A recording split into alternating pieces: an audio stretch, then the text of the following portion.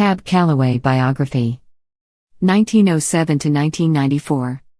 Singer Cab Calloway became a star with his performances at the Cotton Club and his song Minnie the Moocher, 1931. He also appeared on stage and in films. Who was Cab Calloway? Singer and bandleader Cab Calloway learned the art of scat singing before landing a regular gig at Harlem's famous Cotton Club. Following the enormous success of his song Minnie the Moocher, 1931, Calloway became one of the most popular entertainers of the 1930s and 40s. He appeared on stage and in films before his death in 1994, at age 86. Early life. Born Cabell Calloway III on December 25, 1907, in Rochester, New York, Cab Calloway's charm and vibrancy helped him become a noted singer and bandleader.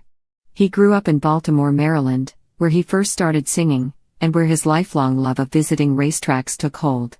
A move to Chicago, Illinois, saw Calloway begin to study law at Crane College, now Malcolm X College, but his focus always remained on music.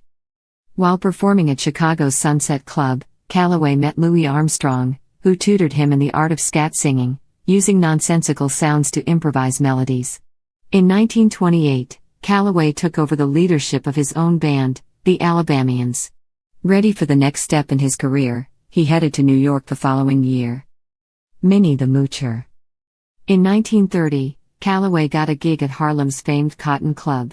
Soon, as the bandleader of Cab Calloway and his orchestra, he became a regular performer at the popular night spot.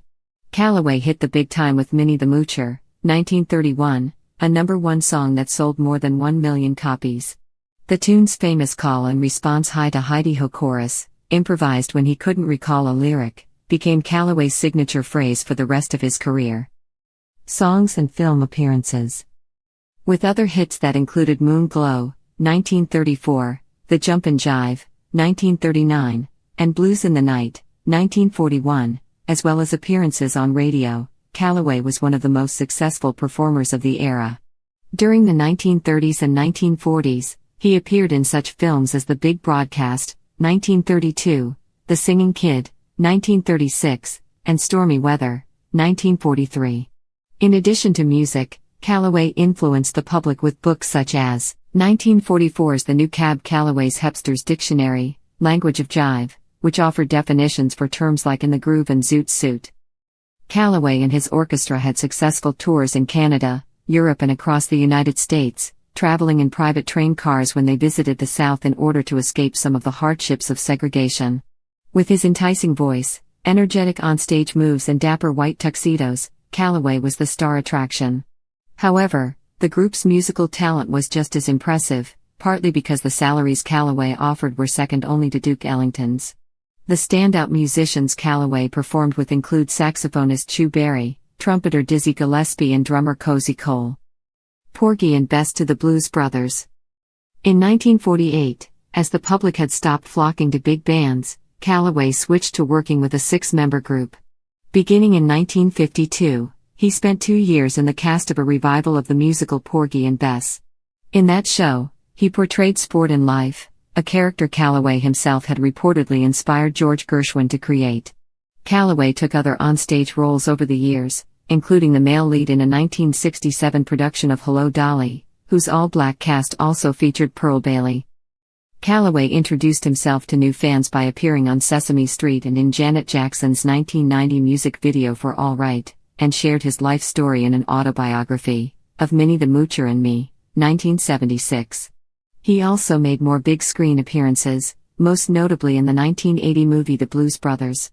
During the film, Calloway put on his trademark white tie and tails and performed Minnie the Moocher once again. Personal life. Calloway married Zum Nuffy Calloway in the mid-1950s and together they made their home in Greenburgh, New York. The couple had one daughter, Chris Calloway, who later performed with her father and became a respected jazz singer and dancer. Chris died in August 2008 after a long battle with breast cancer. A couple months later, Nuffy died at a nursing home in Delaware at the age of 93. Legacy and death. In 1993, President Bill Clinton presented Calloway with a National Medal of the Arts.